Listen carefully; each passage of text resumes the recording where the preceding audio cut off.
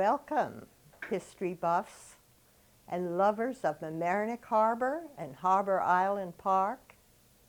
I have something special for you today. I have the history of Mamaroneck Harbor and the Harbor Island Park. Lately, we've had so much discussion about the harbor and the park that I thought you'd just want to know about what was it 300 years ago? What was it 100 years ago? How has the island come to be a peninsula? Well, hopefully I'll answer all those questions for you today. And so I'm going to start out with a picture that was in the local newspaper, the Mamaroneck Paragraph, of Harbor Island taking in 1895. Now, what you see here is the Hotel Huntley, which was built on the island, and apparently very many theater people would come out here in the summertime to stay at this old wooden hotel. Well, you know, it was made entirely of wood, and it burned in 1897, so that was it. But now, as we look further on this picture and see the island, the entire island, we'll come back to that later, okay? Now, what I want to do is to tell you about what was there when the Indians were here. You know, the town of Mamaroneck was purchased from the Siwanoy Indians September 23rd, 1661 by John Richbell. Well, the Indians thought the harbor was fabulous. It was a supermarket, number 1. It was full of clams that I'm told a single man could gather 2 bushels in a tide. It's full of eels that went to spawn in the Sargasso Sea in the middle of the Atlantic. Oysters, horseshoe crabs, and the horseshoe crabs they would feed to the hogs. Lobsters, so abundant that in the early 1900s they sold for 3 cents a pound. And sharks, a 6-footer was caught off of Hog Island. Of course, Hog Island is Harbor Island. Many striped bass, mackerel, pike, bluefish, flounder, sturgeon.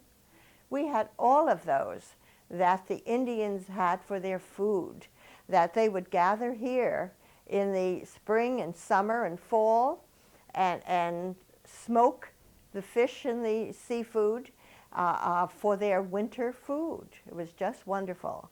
And then, of course, John Richbell purchased the island. Now, what I'd like to show you at this point, and our camera person, hopefully, will come and show us the map that I have. We were very fortunate in 1909 that the War Department made a survey of Harbor Island, very thorough survey, indicating all the tides, indicating the land masses, the grasses, the stones, and sure enough, it's a very confusing map and really in terrible condition, but I traced the map, and I traced it and made this particular map that you can see the outline of the land masses that were here. And as you can see, the Orienta on this side, Shore Acres on this side, and Hog Island, little tiny Hog Island. Of course, it was called Hog Island, shortened from quahog. You know the clams they use for clam chowder, they're called quahogs.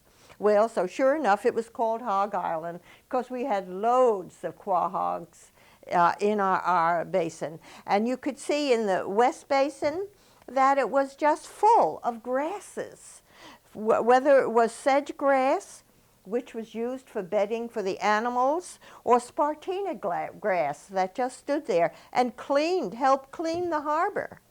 The East Basin had also very much grass in it. Guyon Creek is right here on the side. Yeah. And of course, Hog Island's so tiny that you do see the road coming from the mainland. The Boston Post Road is down here. The road from the mainland to the island that was built about 1861 or before that time by a Mr. Craighead who lived in Orienta. He felt that there should be some way to use the island so that boats coming in from Long Island Sound could go and dock there. And so he did build the road to it. And of course, in building it, how they did it is they had huge boulders that they dropped off into the water. And of course, there was so much mud there, because that's, of course, what our harbor is mud. Anyhow, he would throw the boulders into the water, and they would just disappear in the mud. And of course, by continually throwing additional boulders, the base eventually was built up, and the road then was built. But there was always a bridge about here where the water can go in the East Basin to this area here. You know, the current soccer field? That was all water. It was truly an island. What we could do at this point is just show you this particular postcard taken from about 1900, which is the harbor entrance, Hen Island in the distance in Mamaroneck, and you see peaceful, peaceful entrance to our harbor with a small sailboat, quite different than now. And the next postcard that we have is a steamship in the East Basin. This, of course, here is Shore Acres. And the East Basin with its little tiny moorings and docks and a steamboat coming on in.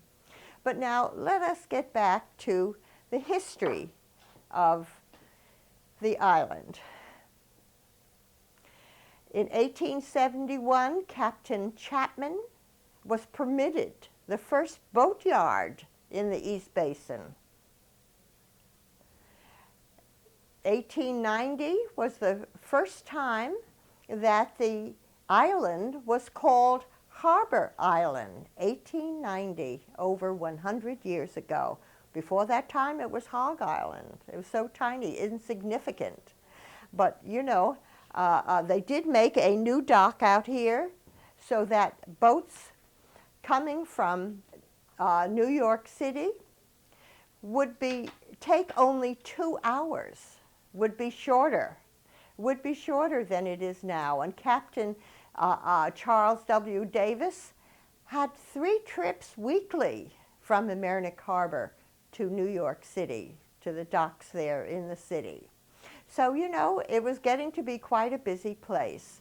The Huntley Hotel there on the island was enlarged to accommodate 30 more guests, but of course it only lasted 2 more years before it burned down, and that was the end of it.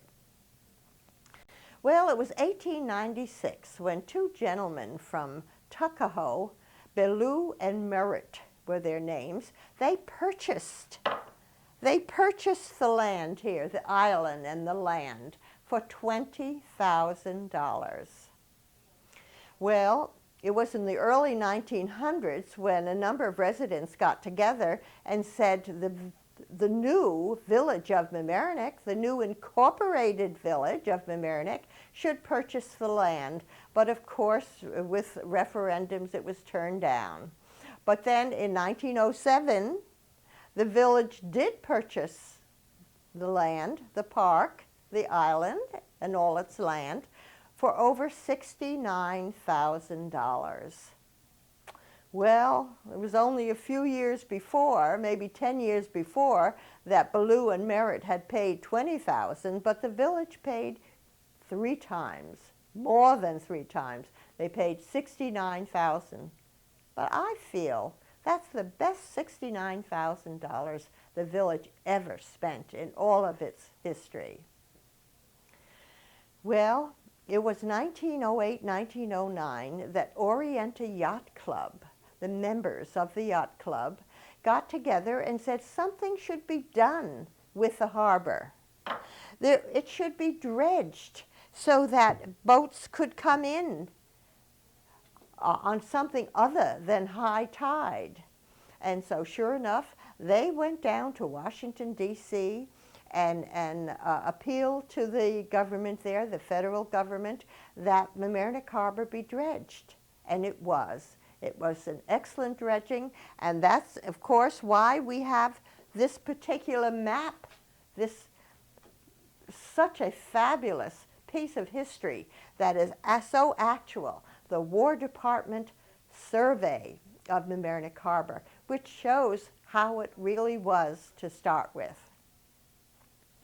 Well, little by little, we did get to do things, and of course Long Island Sound with the boats coming in was so successful. And of course the Rye Town Dock was down Guyon Creek in back of Lawrence's Inn, what is now Continental Manor condos.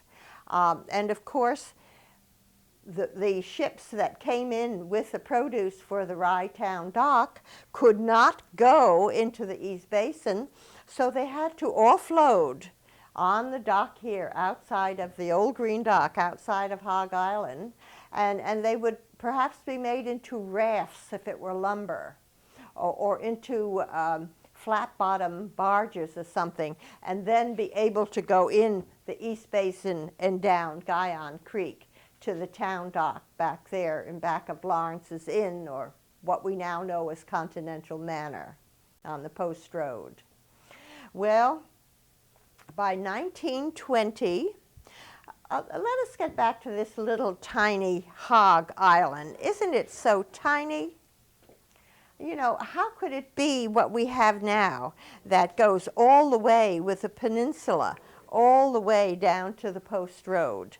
Well, you know, it was when they were digging for the subways in New York City, barges would come with stone and rubble, you know, from digging out the subways, and just dump it here around the island. And of course that helped make it a larger space than the original 4 acres that it was.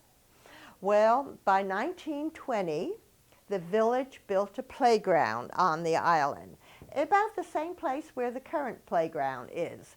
And it was so successful that the very first opening day, 150 children came to enjoy the playground, and there was an attendant to take care of them to see that everything was all right. By 1923, a bathing beach was made. But of course, the bathing beach was not here on the Long Island Sound. It was here on the inside Sound, on the Post Road side of the island. And of course, you could only swim at 4 hours at high tide, because at low tide, all of this was mud flats, just mud flats. And so, but you could swim the beach here at high tide, 4 hours, but that was fabulous. People loved it. It was better than no beach, no swimming facilities. You know, we didn't have pools, so, you know, just everyone wanted to go swimming, so they found it fine. Well, then we see in 1927, they speak of the tennis courts. Yes, 1927, the tennis courts. And they were placed where the tennis courts are today, at the end of the island, away from everything else. Out of the way, the tennis courts were placed. And of course, that's where they are now. Right now, the tennis courts are in the middle of the island, in the middle of the entire recreation area. But the tennis courts have been there in the same spot since before 1927. Well, as we go on, we do see that in 1931, the sewage treatment plant was opened, where it is today on the Post Road. There on the Post Road there were stores, there were buildings, there were houses, and they were all condemned and taken down for the sewage plant to be built. And sure enough, it opened up in 1931. And of course, the reason why, I have a feeling the county placed it there, is because it was very convenient for them. And even though the residents objected strongly to the sewage plant being there, the county said, oh, we'll make you a beautiful building. And of course they did. They did make us a beautiful Art Deco building with gorgeous tower. Of course, the tower was to take the fumes up out of the air.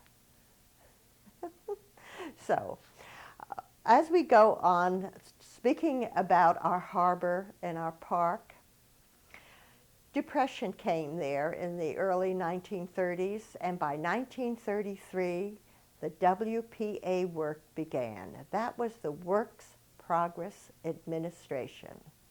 That was a federal project that said if the community is willing to pay for the materials for any work done in their community, the federal government would pay the salaries. And of course, that was just absolutely perfect. That was just a marvelous thing to occur because, for one thing, the building trades just plain old stopped dead. So you had so many workers, so many artisans, stonemasons, and all that were out of work, that the WPA was just a perfect place for them to go. I'm going to show you some pictures from the WPA era. And sure enough, we look at this one, September 23rd, 1933. Do you recognize it? Of course you don't, because it is totally changed. This is the old green dock. That green dock, that Craighead originally built with the road, and the pavilion is here. Okay? If you look very closely, way behind here by the trees, that's the Memorial Grove. The Memorial Grove where the veteran service organizations made a memorial grove for the soldiers who died in World War I, our residents, 17 of them who died. And so you see that that is quite changed. The next picture here, January 15th, 1934.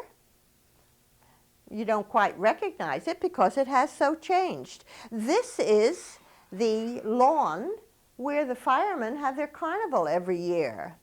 And the pavilion is here now. And of course the seawall, the old seawall that they had and the new one that the WPA workers were building. This is the Sheldrake Yacht Club, the original Sheldrake clubhouse. They were squatters. And of course, their building was severely damaged during a storm in the 1950s, and so it was removed. And now it is on 4th Street here in the village and is a residence. It's lovely. And so then we go to March 1st, 1934, and it's the construction of the West Basin Mall. West Basin Wall. And you see the men working in the snow. March 1st. In the snow they're working. These men wanted to work so desperately that I'm sure they were told that they could start to work March 1st, and they didn't care that there was tons of snow all over. All they wanted to do was to work. They had been out of work for so long. And of course, this is the West Basin Wall with Fenimore Road right here. This is the West Basin that is now covered with ice. The Delancey House here. And of course, way here, what you see here, close to the Post Road, is the village dump. Yes, the village dump.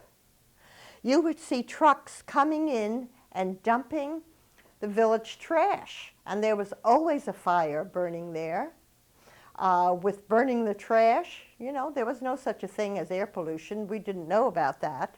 And thousands of seagulls flying, squeak, squeak, squeak, and it was truly lovely. I used to pass by there very often, and I just loved it.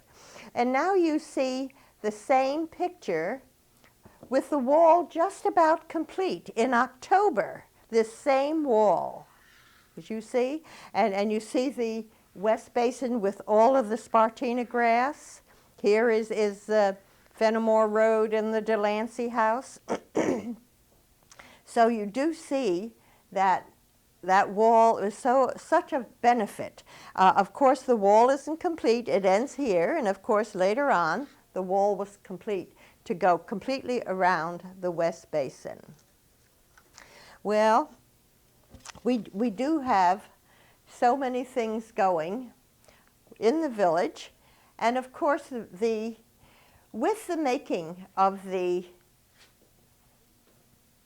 sewage treatment plant, they needed their pipes, their trunk lines, to go from the plant itself out underneath our harbor, out into buoy 42, I believe it is, way out, a couple of miles out into the sound.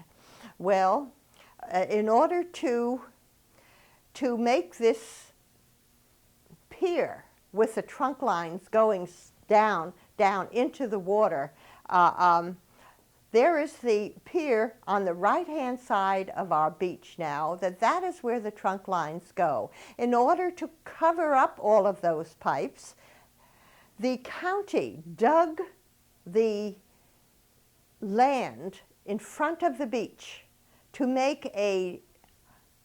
just get that dirt and cover up those pipes going out to buoy 42 in that pier. And of course, what that did do was really give us a beach with a sloping level going down, with the water getting slightly deeper and deeper, but then a sudden drop, a sudden trench that Steve Johnson, who was the lifeguard at the time, who the beach is named after, by the way, he went to the village board and said that is so dangerous, that he's so afraid he's going to lose some swimmer who cannot swim in deep water. And so a safety line was put to indicate where the drop was. And I recall myself that we always were aware that that safety line told us that on the other side of the safety line was very deep. We did have to know how to swim. But so the beach became a very favorite place. This picture here, Sunday, July 7th, 1935, and you could see hundreds of people on the beach. And sure enough, here in the beach itself, it's even low tide, but that didn't make any difference. The people just loved to go to that beach, and we went by the hundreds. That was the place where we went on a summer day. I remember my father picking Mom and all of us children up about 11 o'clock in the morning, and she would have a suitcase full of sandwiches and something to drink, and we'd go down to the beach to spend the entire day there. Papa would come and pick us up at 4 o'clock, but before we went home, he would always go into the water for a swim. And he would go from one side of the beach to the other side of the beach with his breaststroke. And that was his relaxing time to get the work out of him and just enjoy that beach. Yes, he did tell us at the time that if there was a heavy rain, we were not to go swimming until the tide went in and out at least 2 times. So people were aware at that time about the storm runoffs, but the beach was just beautiful, just marvelous. It was a saltwater beach without waves that slapped you. Stephen E. Johnston, Mr. Harbor Island. The beach is named after him, honored him, because he had over 50 years of service to Harbor Island Park. He would be the one to teach us how to swim. He would be the one in charge of the successful swim team, the Harbor Island swim team. It really was a wonderful place for the village. The Harbor Island Park was a recreation center. It was, had all ball fields on it, all different kinds of ball fields. And of course the Fireman's Carnival once a year. It was just a marvelous place that you just went to visit.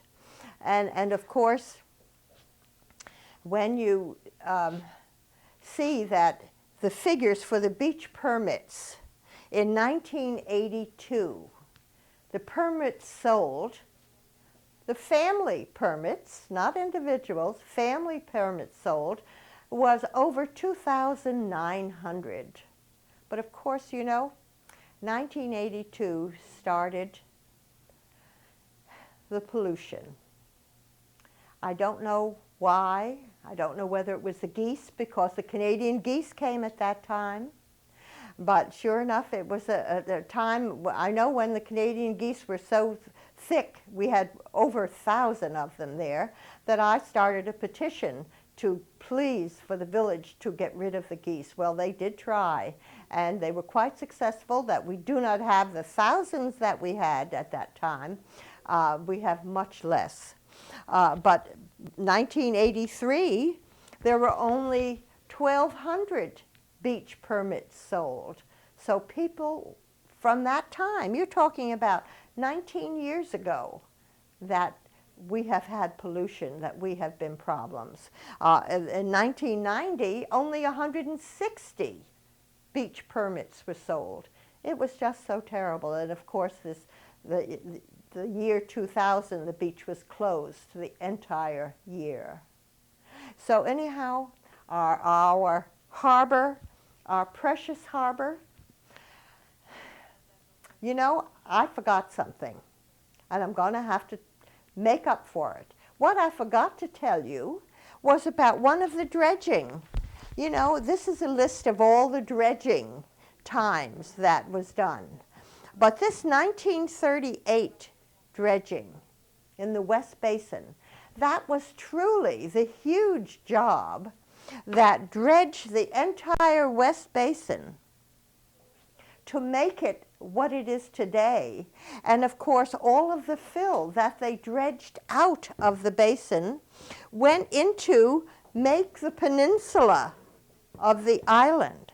It covered that dump that was there, the village dump that was along the post road there. And so this dredging material that covered up the dump, that made our park into a peninsula. And of course, all of that dredging material just sat there and dried up and cracked. It was hard clay. It looked awful. I know I would pass there just about every day. And then maybe about 5–10 years after that, you started to see little clumps of grass coming. It was reviving itself. And of course, now what we have is a gorgeous soccer field. Wonderful soccer field. Of course, we've had problems with leveling it off, but of course you have to remember that the dump was down underneath it and the dredging material came on top. So it is something that needs work continually.